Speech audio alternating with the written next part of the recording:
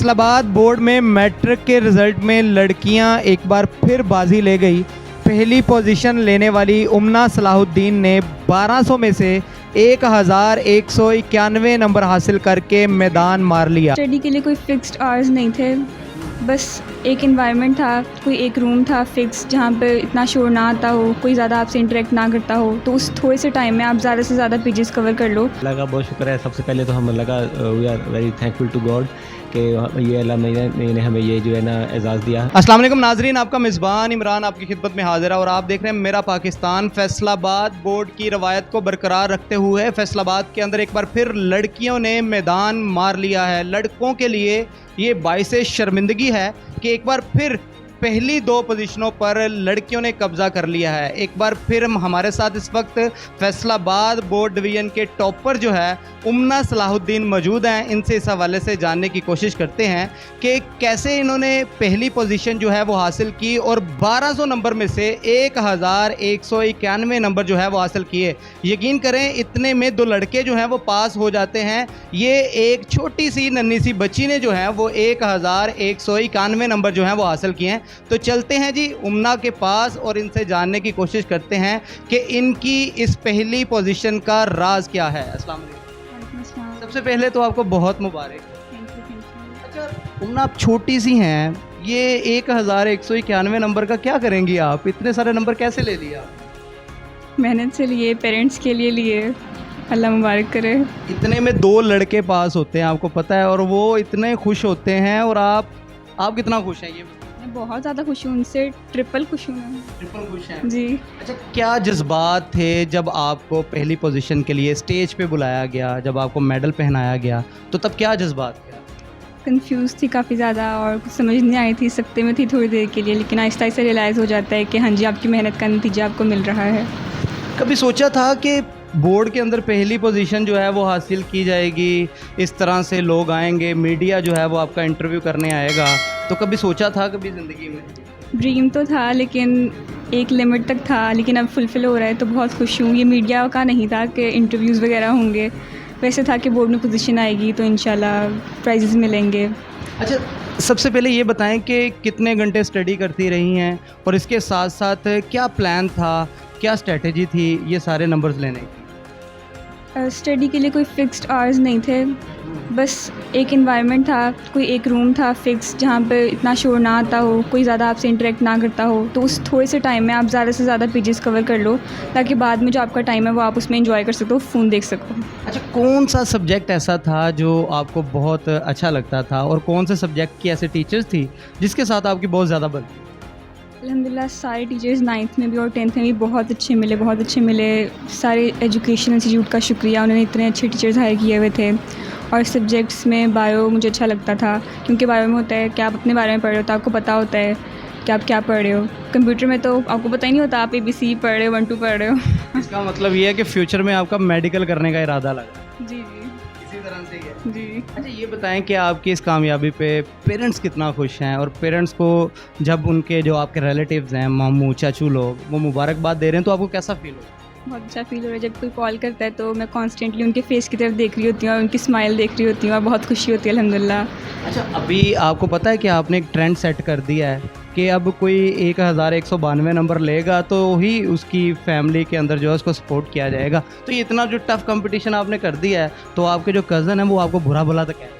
नहीं, मेरी कज़न बहुत अच्छी है। मेरी कज़न मेरे साथ है, वो बहुत अच्छी है, उसने मेरे लिए बहुत दुआएं की हैं, मैंने भी उसके लिए बहुत दुआएं की हैं। और जब मेरी पोजीशन अनाउंस हुई उसकी वेल विशेज़ आई, बहुत अच्छी है माशाल्लाह, वो बहुत अच्छी है। शुरू से ही आप पढ़ने वाली? ये तो नहीं पता। अच्छा, ये बताएं कि फैमिली में ऐसे होता है कि आप पढ़ रहे होते हो और कोई आपकी कज़न जो है वो नहीं पढ़ रही होती, तो अक्सर उनके जो वालिदैन होते हैं वो आपका नाम लेके कहते हैं देखें वो उमना पढ़ रही है, तो कभी ऐसे आपकी वजह से किसी कज़न को डांट पड़ी हो? हमारी जॉइंट फैमिली नहीं है तो इस वजह से मुझे इस बात का बिल्कुल भी आइडिया नहीं है। हम फैसलाबाद में और बाकी सारे कज़न्स डिफरेंट सिटीज़ में हैं तो इतना इंटरेक्शन नहीं होता। किसी इवेंट पे इंटरेक्शन होता है, ईद पर होता है, इस तरह के इवेंट्स पर होता है। अच्छा, अभी जो आपको 1191 नंबर आपने लिए हैं, इसके बाद आपको गवर्नमेंट की तरफ से क्या जो है वो प्राइज़ दिया गया? अल्हम्दुलिल्लाह एक लैपटॉप मिला है जिस पर हमारे भाइयों से लड़ाई हो रही है कि किसका होगा वो, और 20,000 कैश प्राइज़ मिला है। अच्छा, इस सारे दौरानिए में सोशल मीडिया का, मोबाइल फ़ोन का इस्तेमाल कितना था? 1 घंटा तो मिनिमम था, 1 घंटा तो होना चाहिए था। बाकी अगर ज़्यादा चल जाए तो वो वीकेंड पे डिपेंड करता था और बाकी एक्टिविटीज़ पे कि आपके घर में क्या काम काज है तो उसमें। अच्छा, अभी जो आपकी क्लासमेट्स हैं, उनमें से सबसे ज़्यादा नंबर आपके आए हैं। आपके बाद जो सेकंड आई है उसके कितने मार्क्स हैं? आज रिज़ल्ट था और मेरी अभी तक किसी से बात नहीं हुई। आज मैं सेरेमनी में गई हुई थी, उसके बाद मैं आई हूँ, अभी मैंने चेंज किया है, मैं फ़्रेश हुई हूँ। उसके बाद मुझे बाबा ने बताया कि आप लोग आ रहे हैं, तो उसके बाद मैंने अभी फ़ोन भी नहीं देखा सुबह से, मुझे कुछ नहीं पता किसके कितने नंबर आए और हैं। आपकी जो फ्रेंड्स हैं उन्होंने आपको मुबारकबाद? जी, मैं उसी दिन दे रही थी जब पोजीशंस अनाउंस हुई थी।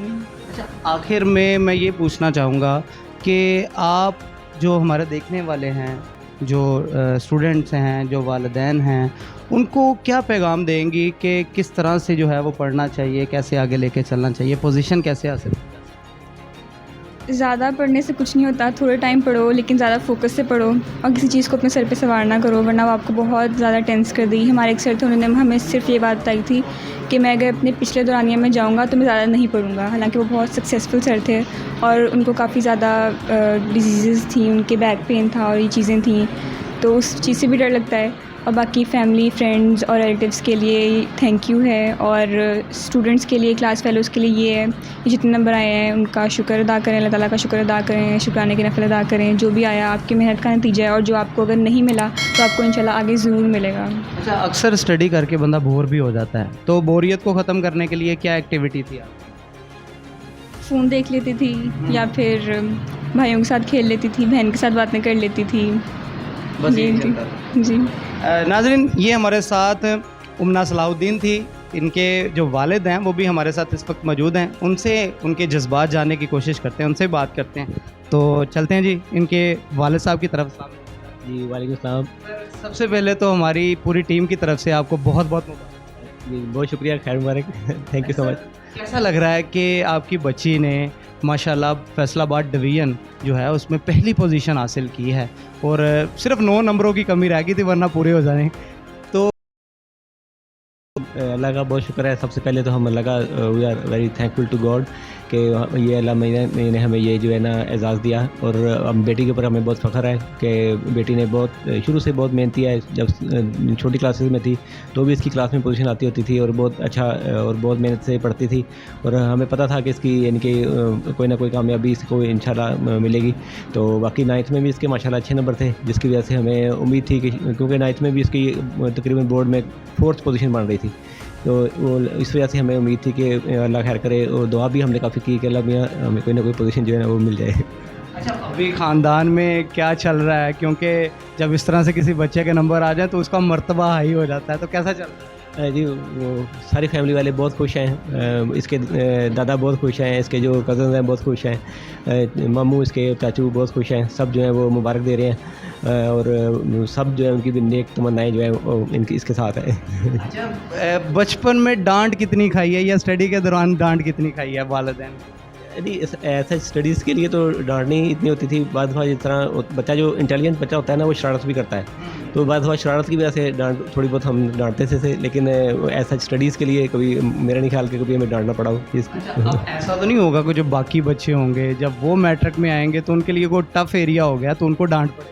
जी बाकी जी वो तो डेफिनेटली अब इसके भाई जो हैं वो और जो दो सिस्टर हैं उसके लिए तो कज़न्स के लिए तो एक म्यार सेट हो गया, तो वो हर हर बंदा फिर उसको टारगेट जो उसको रखेगा। और लेकिन ये अच्छी बात भी है कि अब अगर आप टारगेट एक सेट करते हैं तो वो आपके लिए बेहतर है। ज़्यादा तो नहीं कहना पड़ा बच्चों को कि पढ़ें, क्योंकि वालिदैन अक्सर जो है वो बार बार फोर्स करते हैं किसी का नाम लेके, जी वो देखें वो फ़लाँ का बच्चा पढ़ रहा है, फ़लाँ का बच्चा पढ़ रहा है। तो आप क्या समझते हैं कि इस तरह किसी का नाम लेके कहना चाहिए? क्या बच्चों पे इसके नेगेटिव इम्पैक्ट जाते हैं, पॉजिटिव इम्पैक्ट?